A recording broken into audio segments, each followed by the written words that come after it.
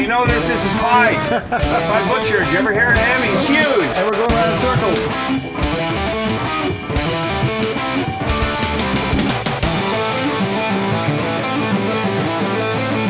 I love it.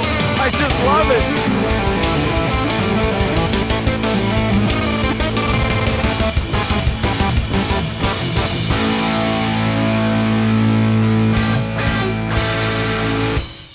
You know, the greatest part about being the artist in residence to American Forests is I get to travel to and photograph some of the greatest places in America.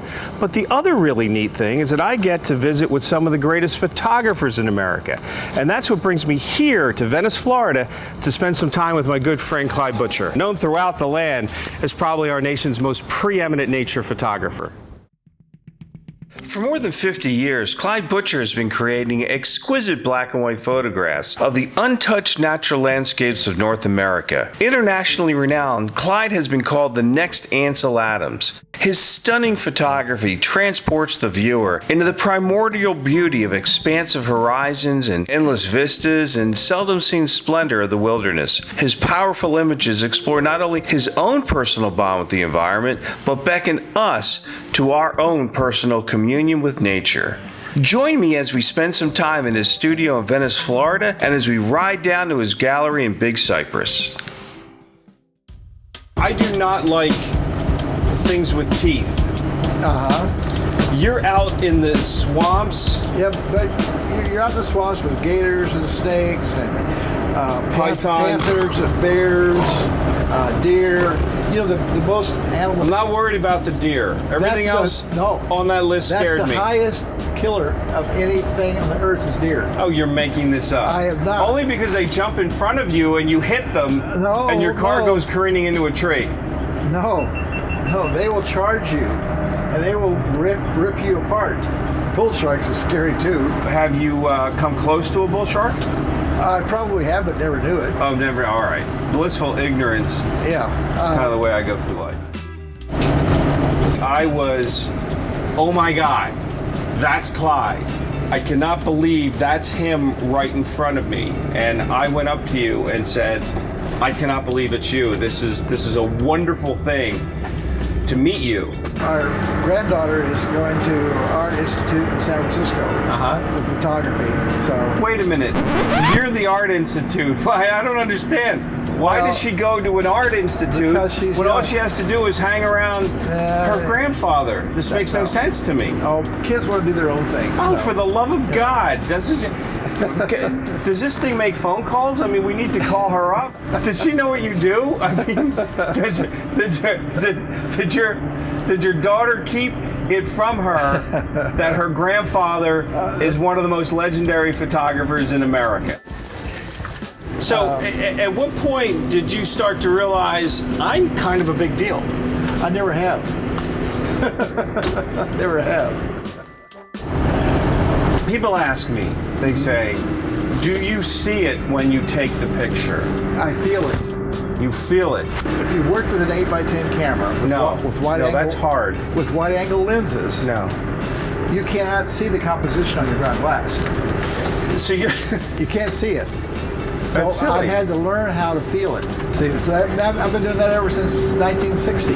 So you're feeling the scene. You know, digital cameras now, you take the picture, you look at it, you see it. But the cameras that you used, it doesn't matter. You know what it's going to take. Right. So you are... I go like this. Right. And that's my picture. That's your frame. Every shot that I've taken is point and shoot. What do you mean? I set the tripod down, put the camera, focus it, and shoot it. All right, because that's the last part. I don't look at the composition. You're composing with my eye. With your eye. Right. So the taking of the picture, the pressing of the button is almost the more meaningless part of the whole deal. Right. It's everything that has led up to that pressing of that button. Correct. I've had people with me when I've taken a photograph that I've printed. Yeah. And when they see the print, they will swear they weren't there. So I was photographing in color because that's what sold. Right. This was in '84. In 1985, things were going really well. Sales were great. And people were really getting excited about Florida. But I felt it wasn't really explaining it. It was too colorful. And I said to myself, I would sure like to go back to my black and white because I think that will explain nature better. A few months after that, our son was killed. And at that point, I said to myself, this is what I have to do. Life is too short. So I took all my color photographs, frames, mats, prints to the dump. Really? About $400,000. Your son dies, you have, I don't know, an epiphany or a better understanding of what's important in life. And for you, it didn't mean making $20,000 a weekend selling color. I was talking to my friends at the art shows, and they were saying, are you crazy? The guys doing black and white were doing $300, $500. Right. And I wanted to go to black and white. Wait a minute, you were making $20,000 a weekend doing color. The people doing black and white were making $300, and you're like, well, that sounds like a good idea. No, it wasn't a good idea. What were you thinking? I was thinking it's a good idea, but I still like to make money to pay for the bills. Going from $20,000 to $300. That's a big drop. That's a big drop. Yeah, I compromised my artistic integrity for $20,000.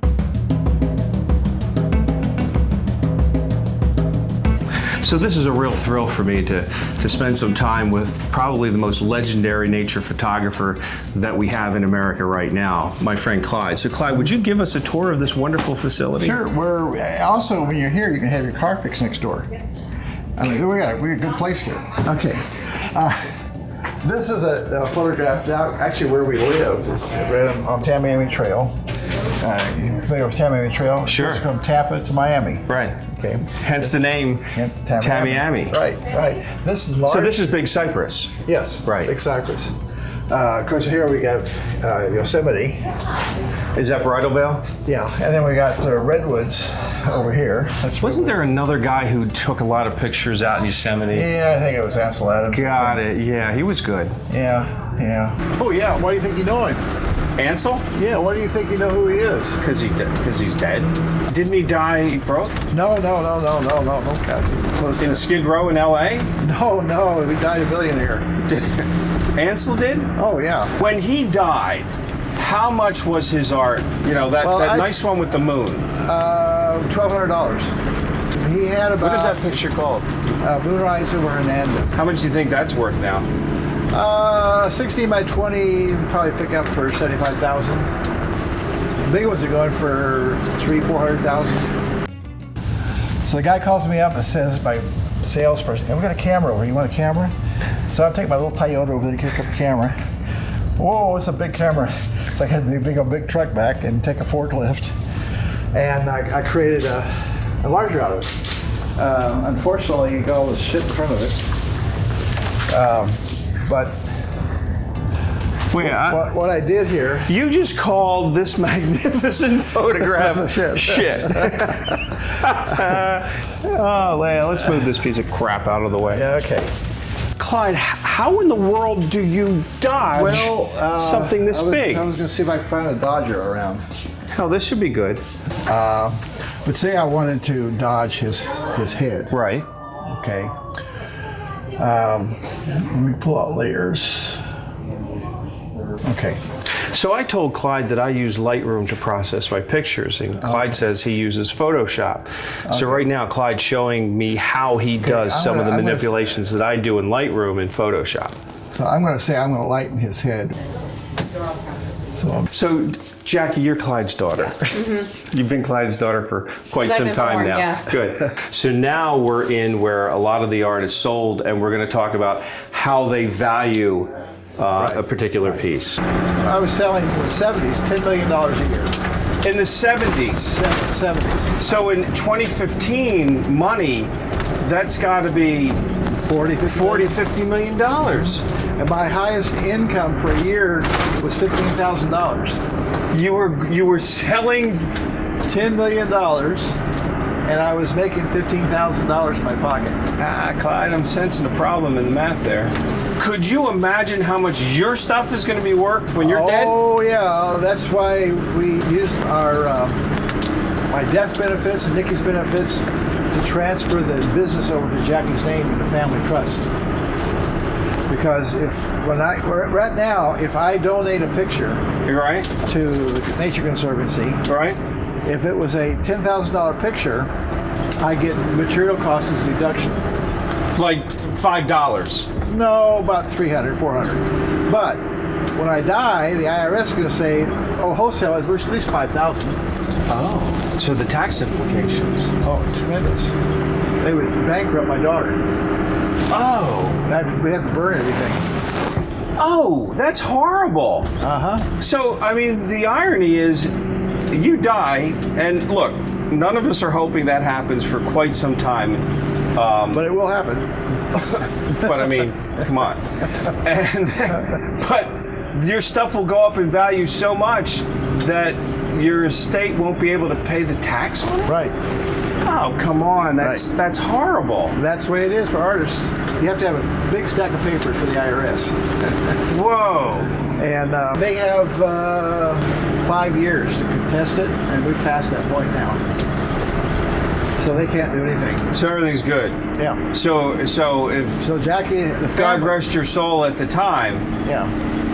Jackie, your daughter will be okay with the increase in the value of your art that normally happens when an artist Yeah, she'll be passes from this. She'll be happy. She will be terribly sad to see you go, but that sadness will be slightly tempered with the fact that that stuff she's sitting on will just be worth a ridiculous amount of money. Yeah, probably 30, 40 million.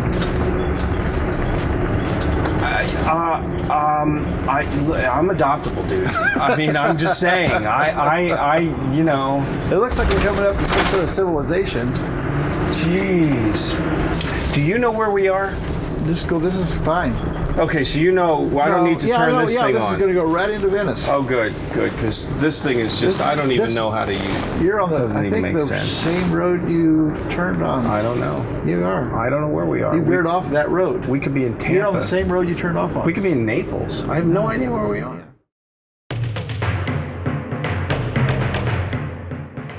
You know, the tour from the Everglades down to the Keys is full of highlights, but among those, one of my absolute favorites is visiting Clyde's gallery down here in Big Cypress. Because behind that gallery is this wonderful nature tour that literally takes us out into the Everglades in 2 to 3 feet of water.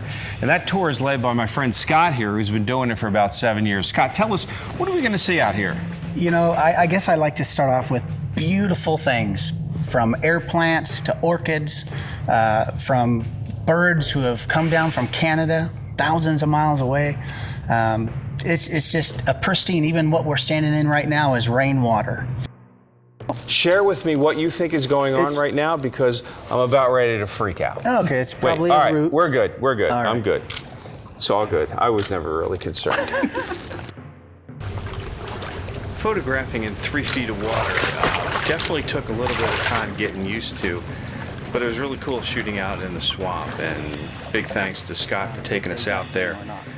Really big thanks to Clyde Butcher, Nikki, and Jackie for inviting us and for taking the time to spend talking with us.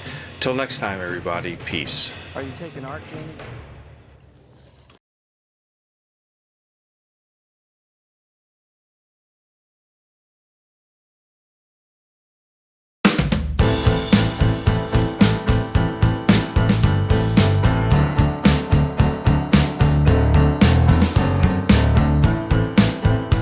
If there just happens to be something really scary next to me, but it's not going to bother me, you do not need to tell me that it's there.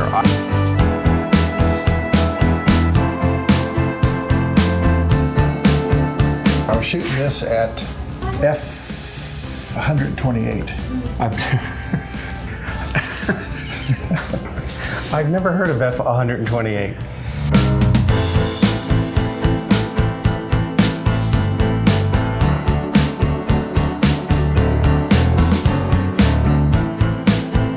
Do you think you could kick Peter Lick's ass in arm wrestling? I doubt it. See, first came out. It's 1960. No, really, I'm not qualified to hold your camera bag right now. I'm feeling really, really. And you know,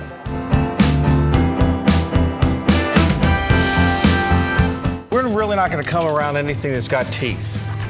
Well, again, we don't have fences. Now, the so- good answer starts with no. No. But on occasion. Okay. No, but on occasion. That's good.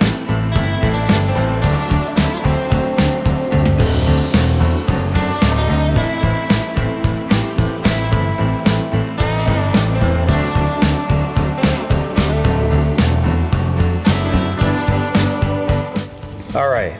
We'll just. Hi. How are you? Hi.